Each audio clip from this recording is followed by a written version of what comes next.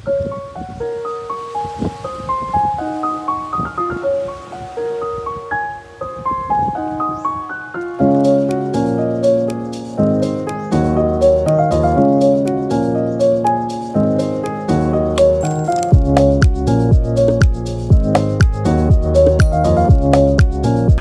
morning everyone. So, ang tagal natin nakatulog kagabi mga Inday. At ngayon, pupunta tayo doon sa ilalim. Punta tayo doon sa beach. May araw na mga Inday. And kagabi, hindi ako masyadong nakatulog kasi nag-jump kami, nag-canyoneering kami mga Inday. Pero, yung pa ako, pag-jump ko sa last part is medyo na hindi na posisyon yung paa ko mga Inday. So, late yung reaction niya. Parang masakit siya ngayon. Pero okay lang naman. Kahit na masakit, punta pa din tayo dito sa ilalim mga Inday. Kung saan may nangyari kagabi. Oh my God. Ito mga Inday yung views. Ito yung steps. Daming steps dito mga Inday. Pero kinaya nila kagabi. 2 oras yung kaibigan kong nawala. Tapos pagbalik nila, sinabi niya na wala talagang pag-alanganin niya. Sinabi niya sa akin na may nangyari daw sa kanila ng kanyang bagong namit na afam. Galing yung afam is taga ano ba yun? Basta check yung language na ginamit nila mga Inday. Tapos yung friend ko naman is taga Italy.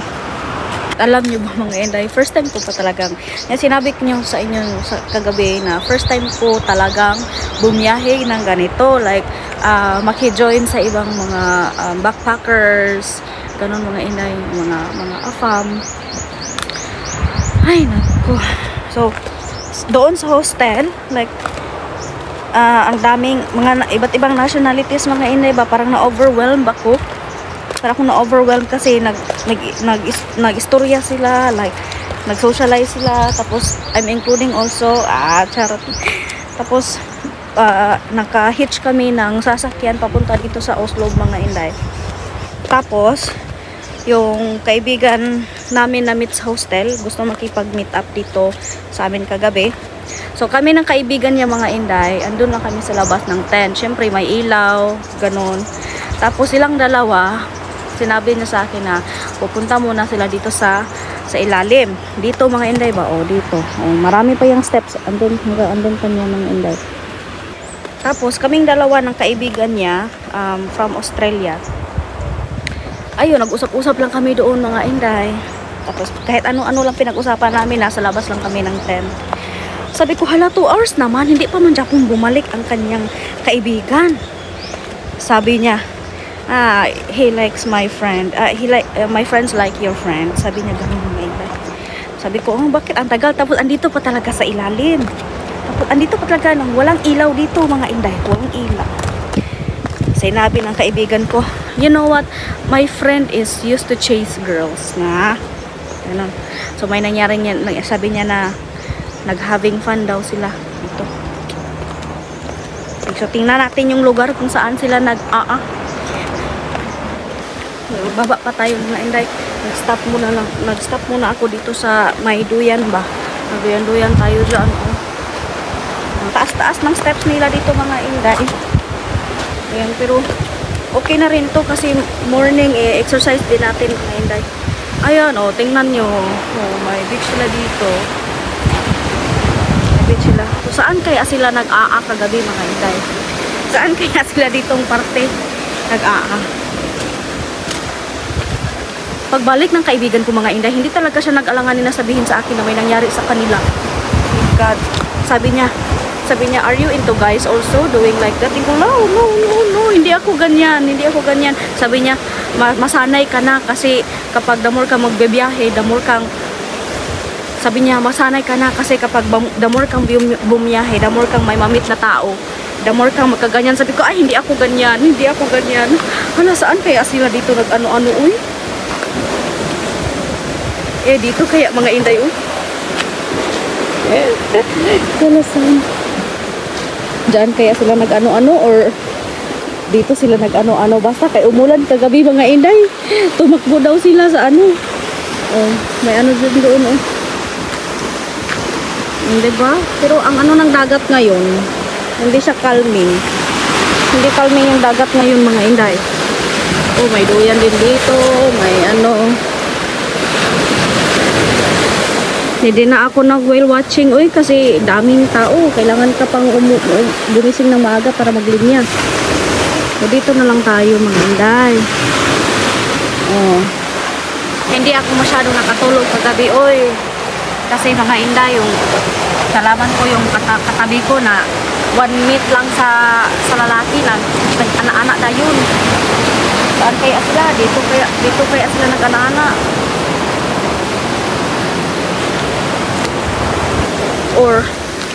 Or dito sila dito nag-ana-ana sila mga inday.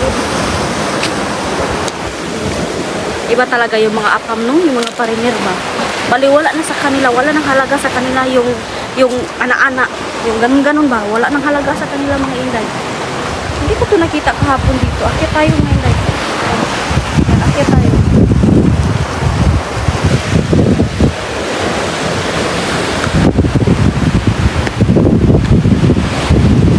Ganda ng hangin dito oh.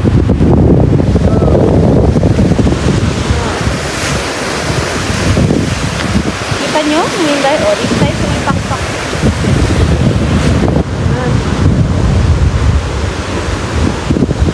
Alam nyo mga inday, kaya pala nagta-travel yung mga afam kahit na mga bata pa sila. Kasi napaka-cheap nila mga inday. Kahit na 5 pesos no, malaking halaga kada pene yung nila mga inday. Yung mga hotel, kaya pala sila nag-hostel kasi mga barato lang ba.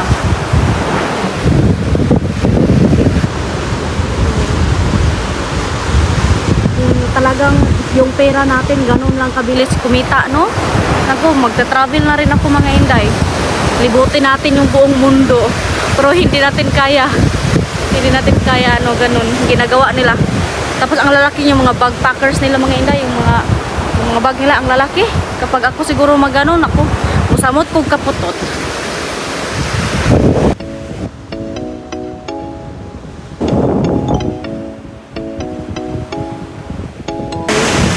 Pero yung pa ako naginginig.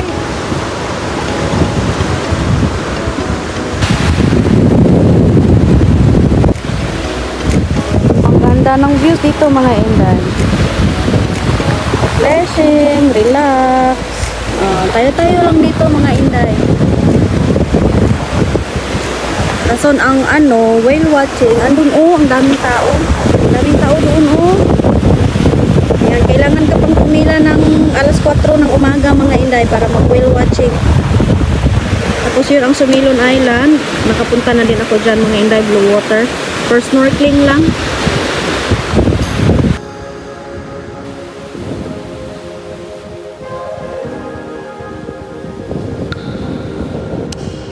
Medyo mainit na dito. Ano yung nakalagay? Please don't sit on the table. So, hindi sila pwede dito mag-ana-ana, mag-ganyan-ganyan mga inday. So, siguro andito sila or andun sa kabilang, basta sila na'y bahala mga inday. Kailangan na nating bumalik kasi mainit na. Tapos mamaya mga inday, kay mag-hiking pa tayo papunta ng Tumalog Falls. So, hindi man ako naka-whale shark kasi yung kasama ko mga inday, hindi siya gusto mag-whale shark kasi daw, napakatagal na panahon na magpaabot, maglinya ba kasi ang dami-daming tao kasi Sabado ngayon. So mag-hiking na lang kami papunta ng Tumalog Falls. Mga 2 hours yung hiking mga inday. Wala, sumakit na yung paa ko. Sumakit na yung hita ko mga inday. Kagahapon sa canyoneering namin. Nag-canyoneering kasi ako kahapon. Uy. Tapos pinalukso ako ba, pinambak ako dun sa pinakamataas mga inday, pinaka-last part. Kasi kailangan ka talagang tumalon. Kasi pag hindi ka tumalon, maiiwan ka sa grupo. Masakit na. Pagtalon ko mga inday, hindi na straight yung hita ko, yung paa ko ba. Yun, pagpagsak ko sa tubig, medyo masakit. Kala ko, okay lang. Pero okay naman, kirable na din. Yung ilong natin dito mga inday is, ano na, bubukad-kad na malaki talaga yung ilong natin dito paakyat. Ay. parang private siya na lugar mga inday. Ay, hindi pala nga yung inakyat natin. Ano na ako. Tapos ang hindi ko lang gusto dito sa place na to mga inday, stay and safe. Yung staff hindi friendly. Sila pa yung dudumog sa'yo pababa mga inday.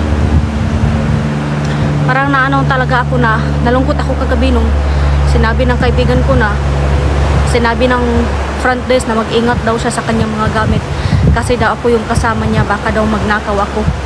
Grabe naman yun. Tapos napalungkot pa mga inday kasi Pilipino siya, Pilipino ako. Dapat siguro i-appreciate natin, no. Sinabi naman ng kaibigan ko na no, she's my friend, I invited her. Buti na lang kaibigan ko, mabait mga inday.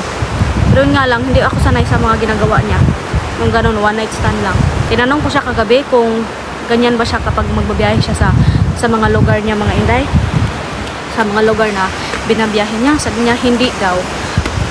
Kagabi lang daw kasi na-attract din siya doon sa lalaki mga inday. Tapos sinabi niya sa kaibigan niya, may nangyari ba sa iyo? Oh my gosh, wala oy. Oh my gosh. Hindi ako ganyan pagkababae oy. Hindi ako ganyan, no.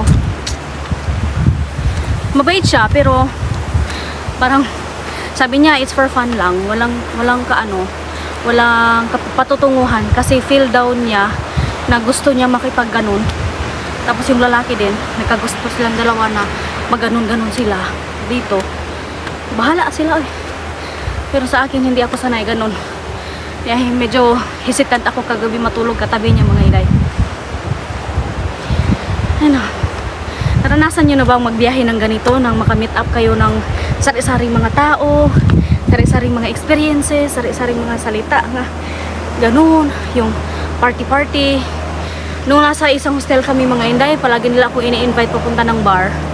Pero hindi talaga ako pumunta ng bar kasi naisip ko ba na pupasok ako sa bar, maraming taon nagsayaw-sayaw. Para siyang impyerno mga inday ba na darating yung panahon na doon kayo sa impyerno na dito sa sanglibutan nag-happy-happy kayo, ganun, sayaw-sayaw kayo sa bar.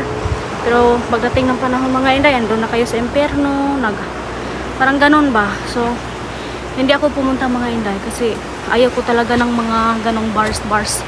Kasi alam naman natin na ganong bar, inom, sigarilyo, inom. Ayaw ko rin ng sigarilyo mga inday. Ayaw ko. Medyo mataas pa yung aakyatan natin. Ay, malapit na talaga tayo mga inday. Good for morning hike. Good for morning steps. Ay. Kubo-kubo na dito mga inday. At dito yung tent. Yung mga damit ko mga inday, mga basa pa yan. Anna? Yeah. Are you there? Yeah. You're preparing now? Yeah. Oh. So I think the cheapest rental it's 500. We can try to bargain this morning, I would say, but it's the cheapest. Like the other one. The motorbike? Yeah, the other motorbike, the one that Dennis asked, it was 600. Oh, that's too much. And also I asked now to the other one in like near the city. It's 600 per day. I don't know why it's so expensive. Like I think we'll need to go deal with that 500. Yeah, we can try to bargain. Yeah, like 400 maybe. Oh yeah. Or 450. We can try. If not, then just rent it. Yeah. Are you going to swim when you get there? Yeah, is it allowed to swim there? Yeah. I don't know. I have no idea. Ay mga inday, so andito lang tayo. So dito na lang ako sasabihin sa inyo mga inday ko anong nangyayari ko sa mga past days na lakad na biyahe natin mga inday na nakakasalamuha yung ibang mga foreigner, yung ibang mga asang. So yung kasama ko mga inday, nakikita nyo dyan sa thumbnail ko, yung kasama ko sa tent. Nagkasabay man kami no. So sinagot ko siya, kung tinanong ko siya mga inday kung paragi ba siyang ganyan, yung katawan daw niya is naghahanap daw minsan ng mga ganun mga ana-ana ba. mga ganun-ganun mga inday. Sinabi ko na, hindi ka ba natatakot? Sabi niya, hindi naman daw siya natatakot, basta always lang daw siyang ready. Sabi ko, anong always mong ready? Sabi niya, always daw ka magdala ng protection. Sabi ko, anong protection? Sabi niya, kondom. Wala, na ako mga inday ba, na-shock talaga ako. Tapos sabi niya na, kapag ikaw, kasi nag-travel ka na, tapos marami kang taong mamimit, ganun talaga ang kuan na may magugustuhan ka talagang lalaki.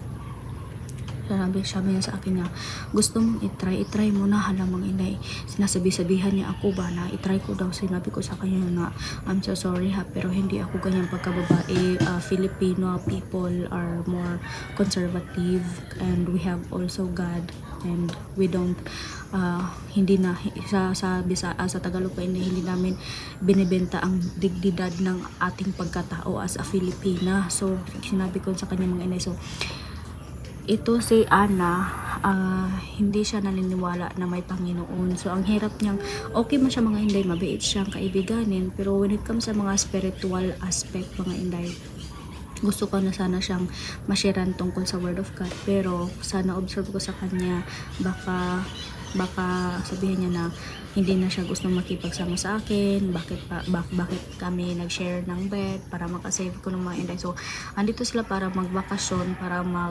maglingaw-lingaw mga inday ba. So hindi ko na lang siya sinabihan siya, hindi na lang ako nag-share ng Word of God sa kanya kasi ayaw niyang makinig. So ayun mga inday, tinanong ko siya kung ilan na ba yung lalaki na ganun yung mga inday. Sabi niya hindi na daw niya mabilang. Oh my God, hindi na daw niya mabilang kung ilang lalaki na yung naka-ana-ana niya, naka-ganun-ganun niya.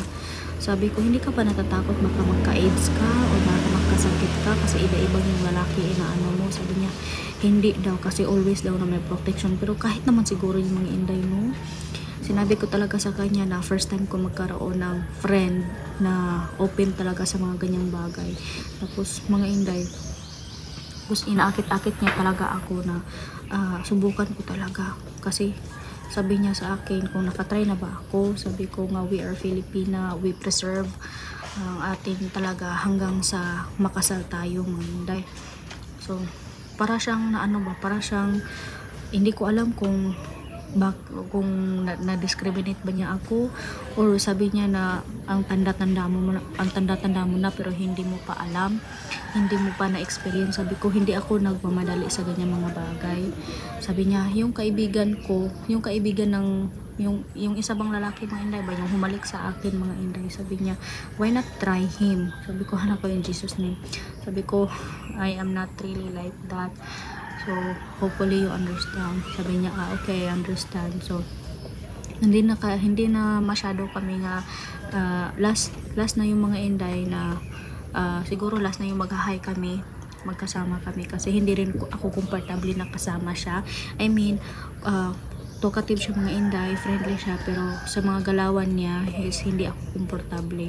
Ganito talaga no, pag may mga afam na baliwala na lang talaga nila yung dignidad ng pagkatao ba, yung parang gusto lang talaga nila anytime, anywhere, ganun mga inday.